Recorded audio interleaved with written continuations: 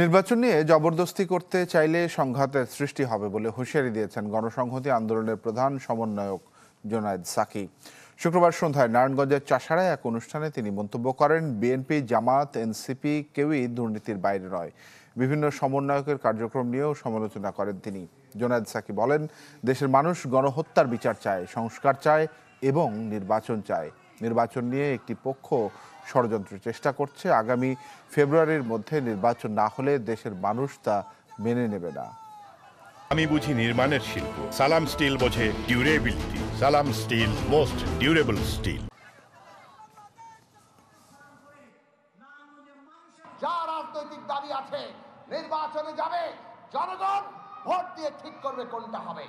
আমরা যদি নানান রকম দলীয় সংকীর্ণ স্বার্থ, দলবাজি, নিজের ক্ষমতা এইসবে আমরা বিভাজিত হয়ে যাই, তাহলে আমরা বিপদগ্রস্ত হব।